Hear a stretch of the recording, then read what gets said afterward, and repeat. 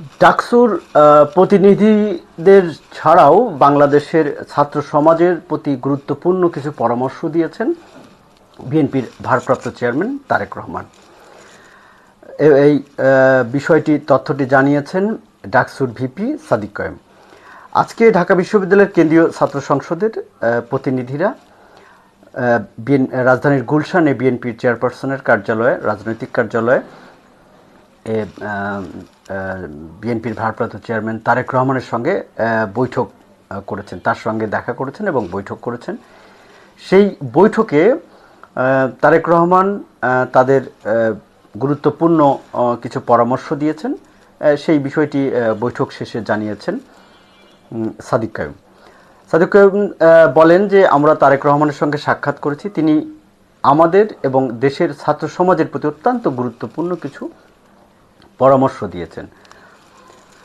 এই পরামর্শগুলোর মধ্যে রয়েছেন বৈঠকে বিএনপি, জামাত সহ সব ফ্যাসিবাদী বিরোধী দল এবং ছাত্রদল, ছাত্র শিবির সহ সব ছাত্র সংগঠনকে কাঁধে কাঁধ মিলিয়ে কাজ করার পরামর্শ দিয়েছেন তারেক রহমান। এ সময় তিনি জুলাই বিপ্লব পরবর্তী সময়ে ফ্যাসিবাদ বিরোধী সব শক্তিকে ঐক্যবদ্ধ থাকার উপর বিশেষভাবে গুরুত্ব আরোপও করেছেন। সাদিক কায়েম বলেন, রাজনীতিতে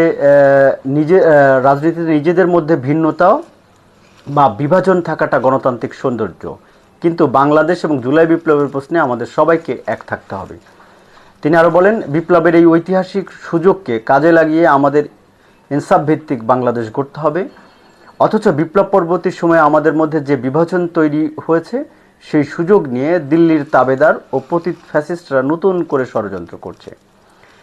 ডাকসু ভিপি আরও যে কথা বলেছেন, শহীদ জিয়া ও বেগম খালেদা জিয়ার আদর্শ অনুযায়ী দেশের মাটি ও মানুষকে ভালোবেসে বাংলাদেশপন্থী রাজনীতি ও ভারতীয় আধিপত্যবাদের বিরুদ্ধে প্রতিরোধ জারি রাখা হবে আগামীর মূল লক্ষ্য।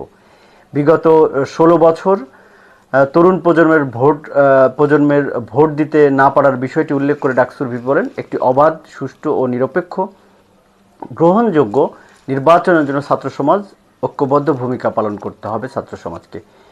এবং এই ছাত্র প্রতিনিধিরা প্রথমে এই বৈঠকের আগে বিএনপির যে রাজধানীর গুলশানে বিএনপি চেয়ারপারসনের রাজনৈতিক কার্যালয়, সেখানে থাকা সদ্য প্রয়াত সাবেক প্রধানমন্ত্রী বেগম খালেদা জিয়ার যে শোক বই, সেখানেও স্বাক্ষর করেছেন।